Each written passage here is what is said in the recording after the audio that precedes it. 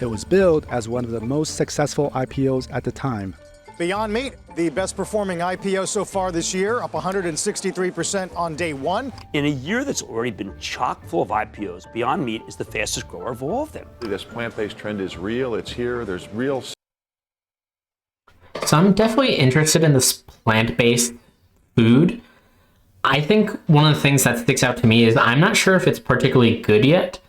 I don't know if anyone would say plant-based meat alternatives are better than actual meat. I feel like they've sort of gotten this niche out of how hyper-processed most other food is, like hamburgers or hot dogs or chicken, to the point where like even what we consider meat nowadays isn't really meat as we would think about it classically.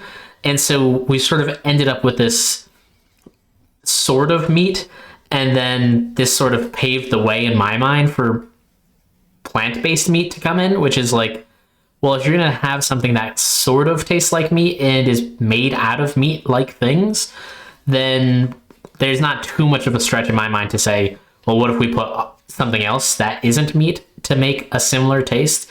Especially considering, like, I'm not going to name any brands just to not offend anyone here, but I assume like some chicken nuggets or things like that might be questionable how much meat is actually in those things versus maybe other substances. So I don't know, that's one of the things that stands out to me is I think it's a good idea, especially with veganism and health conscious diet trends kind of coming to the forefront.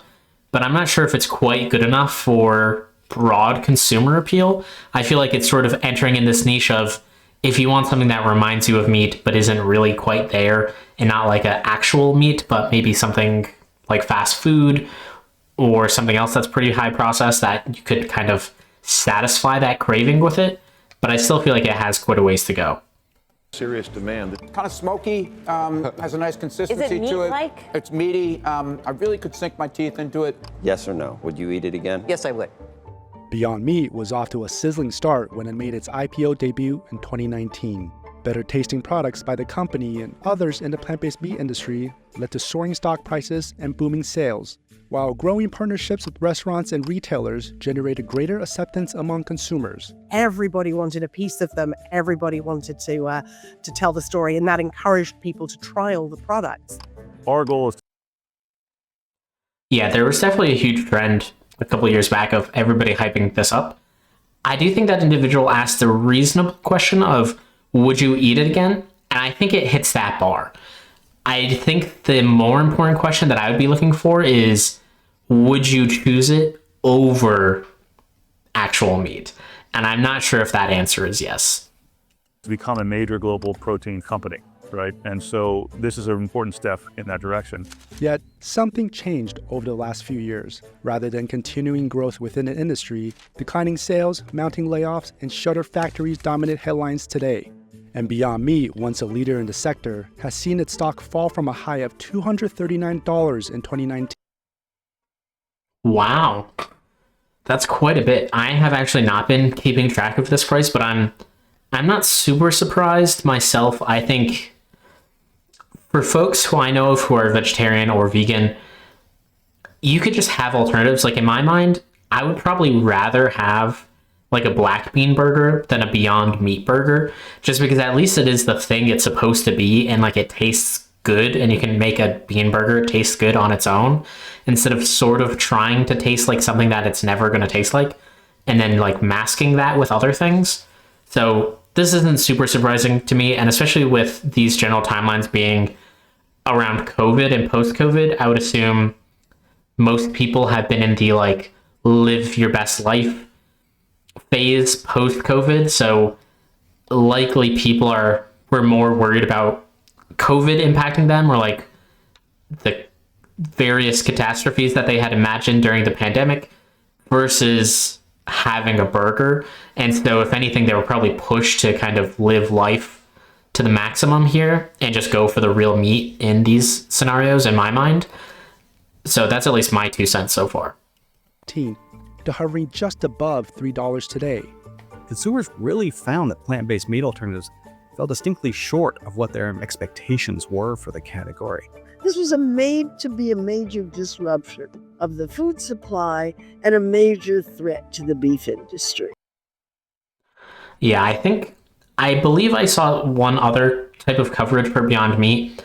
And I think one of the big things that really got Beyond Meat to really get a lot of hype early on is that I think they mentioned how they specifically focused in on texture and looks. So basically they wanted to make sure that things looked the right colors, give or take, or that it sort of seemed that way from afar, which is why I think it likely did well in marketing and advertising purposes, because in some of those shots you could say, yeah, that looks like normal meat, that probably will be good. But then I think the follow through of taste and consistency and flavor were just not where they were supposed to be for folks to make this shift. It didn't work out that way. So, just exactly what went wrong? What are some of the challenges and headwinds facing Beyond Meat and the broader plant-based meat industry today? And can the sector reinvent itself to win back consumers' appetites?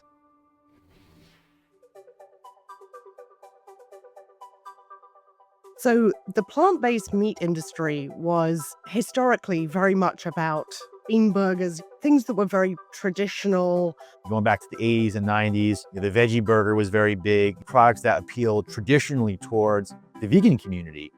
And then around about 2016 or so, we started to hear about these new next generation versions, which were basically Beyond Meat's Beyond Burger and Impossible Foods version as well. It's only been in the past 5, 6, 7, 8 years now, we've really seen more of a commercialization through Beyond Meat, through Impossible Foods, really going directly after that traditional meat and beef eater in the plant-based space. Beyond Meat has become one of the fastest growing food companies in America because it's got a brilliant concept. It's got the same taste, same scent, same texture of real meat.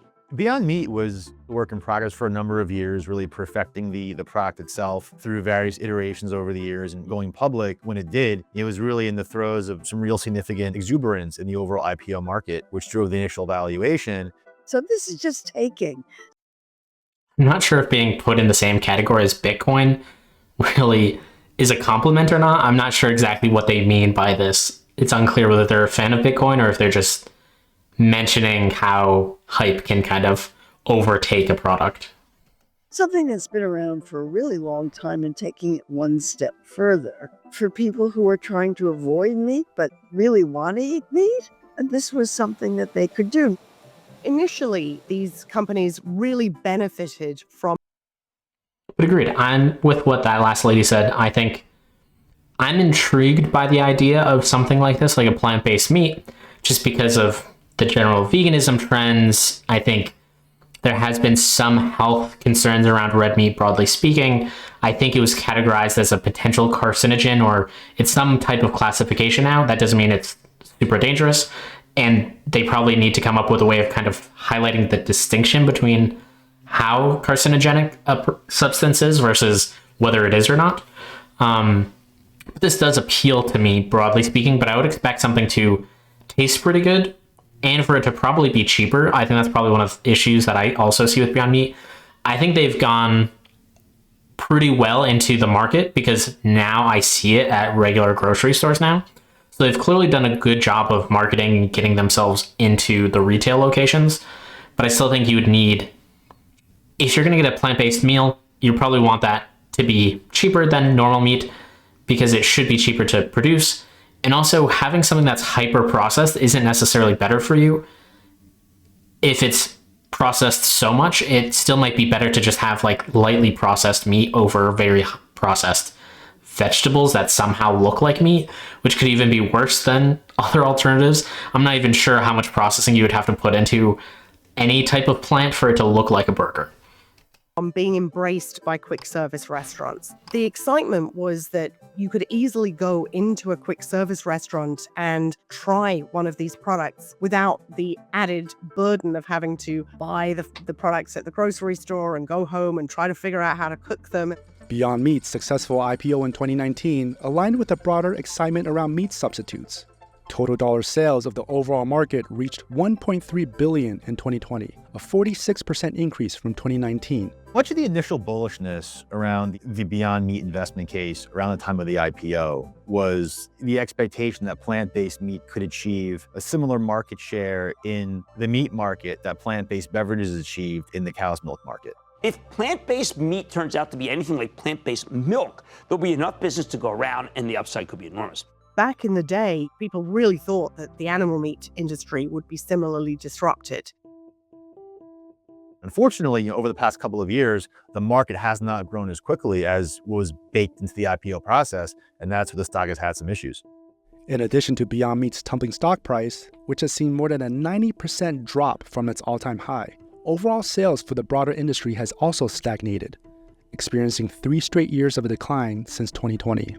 Ultimately, I think it was the fact that the products weren't as craveable as animal meat and are still somewhat more expensive than animal meat is what's brought it to an end. You are going to experience, when you're doing something disruptive, pushback from the incumbent industry and in general turbulence for stability, and we have certainly experienced that.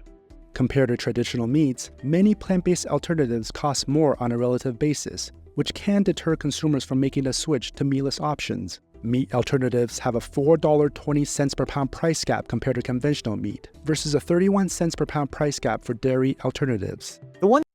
Wow, that's such a price gap. Basically, like at these prices, that's pretty much double in some cases. I would expect most meat to be kind of in the $3 to $5 a pound range, depending on what it is. And so for it to be an extra $4.20 more per pound for plant-based alternatives, that's huge. Again, this is where like you probably grab a can of like black beans for like $1 or less, squish them together into a patty form, maybe add some seasoning for it. And like for $1.50, you could probably have a burger that is not meat and probably tastes pretty good. One disadvantage that plant-based meat has had thus far relative to plant-based beverages is plant-based beverages sort of slots in on the shelf as a mid-priced product where, yes, it's more expensive than traditional cow's milk, but it's priced at a discount to organic milk. Whereas plant-based meat, there really is no widespread organic offering out there. So you're coming in as the premium option in the category. So we think that's been an issue in terms of slowing the rate of adoption overall. With inflation, we saw consumers kind of revert back to a lot of their more traditional buying patterns simply because they were more in line with what they were comfortable spending. When times are tight, consumers are cutting back, they're much more reluctant to try new products they may not like. Meanwhile, restaurant partnerships, while a largely successful endeavor in Europe, have not seen the same level of success here in the US. The problem was that here in the US, we have a real drive-through focus with our quick service restaurants, particularly the burger chains. On the operator side, the complexity that plant-based meat introduces into the kitchen, keeping plant-based meat segregated from traditional meat on the grill, has been a headwind. If the demand is not high enough so that you can prepare these products ahead of time and you're going to have sufficient frequency of ordering these products so that you don't have to hold the line up, the whole idea of having plant-based burgers kind of starts to break down. Thinking about your traditional, QSR customer, is that really the core customer who's focused on health and wellness and nutrition and is willing to pay a premium price for that sort of a plant-based meat alternative? Is that the right channel? And in many cases, we believe not. CNBC. That's a good point, which is if you're going through a drive-through some fast food chain, you're probably not that focused on your health. Obviously, everybody goes to fast food. I'm not saying I don't. I definitely go grab fast food once in a while. But obviously, the point is you go because you don't really have another alternative. Maybe you're on a trip. Maybe you're super busy with something else. It's just supposed to be something quick and convenient that you're doing at that point in time. And so quality of food and or healthiness of that food is probably not top of mind. And also, like, if you're going to get a burger that is plant-based, but then get it with like a soda and fries, like it probably doesn't really net you that much better off. That's like getting a double cheeseburger and like getting a diet soda. Like, it's probably better than the alternative, but it's not like you're competing with somebody who just made a salad at home. He reached out to Beyond Meat and Impossible Foods to participate in the story, but neither accommodated our request for comment. From the debut of Impossible Foods or Beyond Meat, they really targeted that consumer that was looking for a healthier protein option. I think initially the message that they were better for you than animal meat was very, very clear and clean. So no cholesterol, lower levels of saturated fat. Now, the challenge for that messaging is Better For You has to resonate across a number of different factors, not just the nutritional information on the side of the package, but also in the ingredient legend on that package. But then the ultra-processed food concerns came in, and they were attacked for being ultra-processed. Yeah, I mentioned this earlier. This is exactly the problem, which is like highly processed foods are also something people are looking at as net negative, even if whatever started at the beginning of the processing was potentially healthy for you. At the end, it probably isn't. And this is where like faux meat has to be like next level processed, because you aren't just prepping it to be eaten or maybe to be stored on a shelf. You're doing that plus converting it so that it looks like something else entirely, is a different color, all that extra stuff. So like you have to be doing extra processing to it than you would for most other things like regular meat or regular vegetables that are just meant to be shipped out and preserved maybe a little bit longer so it doesn't go bad through the shipping supply chain. So this is definitely an issue as well. You can't just say like, oh, it's less calories, but like, or maybe in their case, they said like less fat or less cholesterol or something, but you can't have, I actually don't know the nutrition facts of Beyond Meat, but like, for instance, you probably don't want a huge amount of sodium or salt or like sugars, for instance.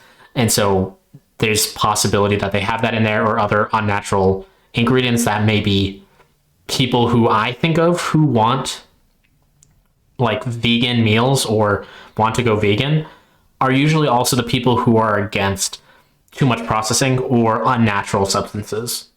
Processed, which they most definitely are. For a number of consumers, a number of dietitians, nutritionists in the earlier days, one of the big pushbacks was the long ingredients list, the perception of processed ingredients in these products. Plant-based meat products are considered ultra-processed because they're made from industrially produced ingredients. One of the definitions of ultra-processed is you can't make it in your home kitchen. And processed to a lot of consumers is very much antithetical to wellness, health, and better for you. Then you had the animal meat industry starting to fight back. There was a backlash and a lot of information put out into the ether through social media and so on about how these products are heavily processed, they're maybe not as good for you.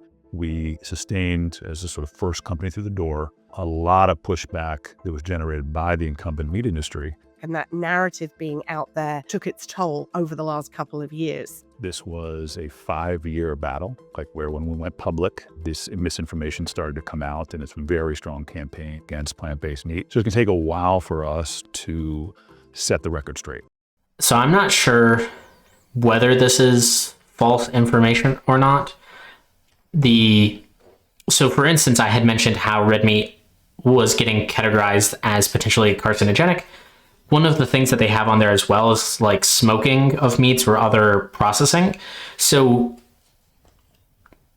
regulators who are actually looking into causes of cancer and other things and harmful substances that we consume or interact with on a regular basis have actually identified certain types of processing are bad for you. And even if you had something that was good and wouldn't necessarily cause you cancer before, if it's processed in certain ways, it can. And so again, I don't know exactly how Beyond Meat makes their meat, but I would say I'm not sure if you can just have a statement of it's still good for you, it doesn't matter whether it's processed or not, or we don't necessarily do those things, especially because you're not going to know what's in there. So I don't know if it's misinformation, but I do give them credit that the standard meat business is obviously not going to want competition. And so they're going to do their best to kind of confuse the topic. But I do want to make sure that it's clear that certain types of processing is bad. And I'm sure that there's still ways that we are looking into in how the various ways of processing can be unhealthy for us. And so I wouldn't necessarily just jump to the conclusion that it's perfectly fine just because the CEO or some representative of the company says it's fine, because not to put it in the same category as like cigarettes, but this is where like every CEO or every public figure of companies are going to say, yeah, our product is the best. There's no problems with it. We're the best that ever existed. We're nice to our employees. We're nice to our community. We do all these charitable things. They're going to say everything nice that is humanly possible about themselves because that's what their job is. Their job is to sell people on their product and to increase the brand recognition. And increase loyalty for their brand. So I would just caution everybody to take anything they say or even their competitors say with a grain of salt. In addition to concerns over the nutritional value of its products, the satisfaction over taste also dissuaded many consumers from making repeat purchases. Because the product didn't really deliver on exactly the right taste and texture profile and having a price point that was lower than animal meat, the reason for coming back to it really wasn't there. In some cases, it may have happened prematurely where some of these products haven't yet been ready for prime time. Because of this, not everyone has enjoyed their experiences with the product. They haven't come back for a round two as a repeat consumer. You've got to get the health messaging, the taste coming together in a way that continues to recruit people and retain people over time, and we're not there quite yet. Then there's an ongoing task for the companies to nail down the exact selling point of their products, whether for health or environmental reasons, and to figure out who their target consumers are. The premise of this whole sector is the concept that somehow meat long-term is unhealthy for you. Is that really the premise? No, I think it's more sustainability. I don't think they're promoting it as a healthy alternative. But the animal cruelty is part of it, I think. What we're finding over the last couple of years is where the industry is really pushed in the early days on the environmental message, the consumer has been more focused on the health messaging. I think what we've seen over here in the US is people are more motivated by the health benefits for themselves and their families, and that's a more motivating message than...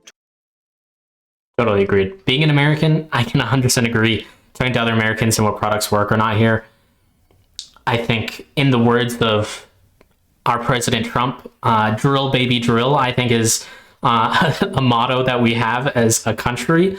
Not saying myself or everybody condones or believes in that, but I think it does show where people's heads are at in America, broadly speaking, that people are fairly independent and therefore selfish. I feel like America and Americans really think about us as individuals and sort of how we go about the world and go about our day.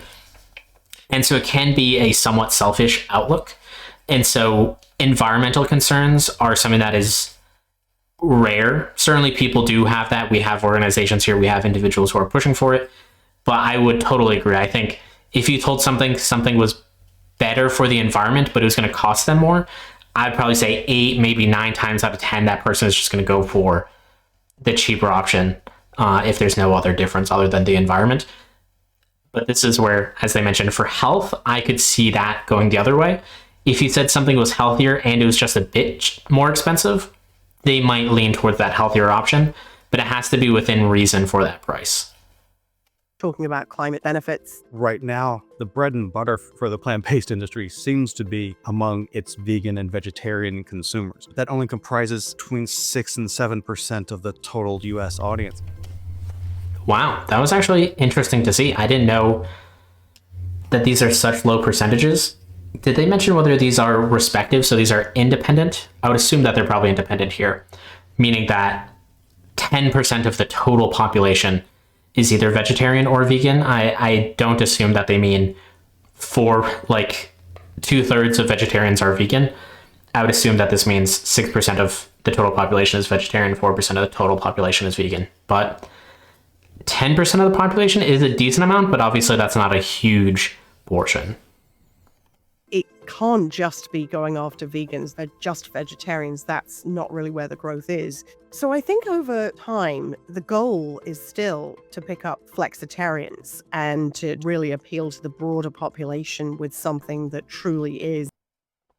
I don't think I've ever heard that term before. I think she just said flexitarians. I'm assuming that's some type of fancy way of saying omnivore.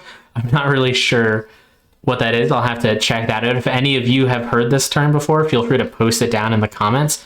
I'm happy to learn. But I assume she's referencing people who sometimes go vegetarian or sometimes like to go for healthier options. It would be my guess, but I'll have to look into that. It's better tasting, healthier, more affordable. Our view is that the headwinds the categories face thus far hasn't really differentiated much from headwinds you'd see typically in a new and innovative category for the first time. I really think the focus has to be on healthy. That's what resonates with consumers, especially younger consumers. Beyond Meat, for its part, reformulated its plant-based products last year and has plans to launch a new steak alternative as part of its pivot to win over health-conscious consumers. What we did with the Beyond 4 is we put together a consortium of doctors, nutritionists, dietitians, and others to help us take our health value proposition to another level. We're seeing a lot more endorsements coming through from the American Heart Association, the American Diabetes Association. So you are seeing independent third parties recognizing some of the ingredients improvements being made across the category. We decided to make our products even stronger from a health profile perspective. And that's the key focus right now, is how do we make sure that that message lands with consumers, and not only these products taste great, but they have a really strong health benefit associated with them. The other thing that really needs to happen is that the cost of these products needs to come down. A lot of companies are very focused on bringing costs down. I think Beyond Meat within the plant-based space is very much focused on bringing its own costs down.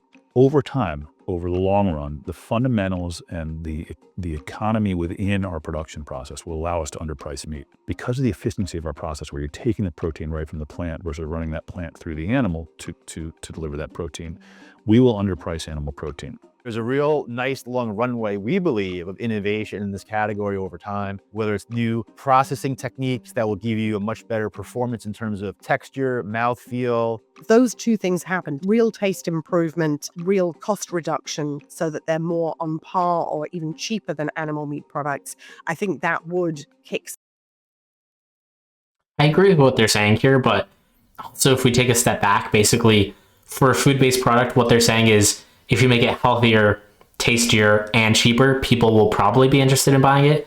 I think you could have said that statement about any food product from anywhere, regardless of whether it was plant-based or not. So I think I agree with them on the statement, but I just feel like that's such a large sweeping generalities that they're mentioning here. So obviously if Beyond Meat does that, that will be better for them than if they don't. Start the category all over again. Long term, we're very bullish on the plant-based food and beverage industry because there's a very high correlation between growth in per capita income and growth in meat and protein consumption. As households grow wealthier, you see more meat consumption taking place. As you put more of a Western diet across the world, you run out of resources pretty quickly. So we know there will need to be other alternatives over the long term. What we've done is over the last 5 years, fought through COVID, fought through very high inflation, fought through an incumbent industry campaign against us, and we're still standing, and we're getting stronger. I don't have any concern at all about the long-term prospect. I have excitement about it.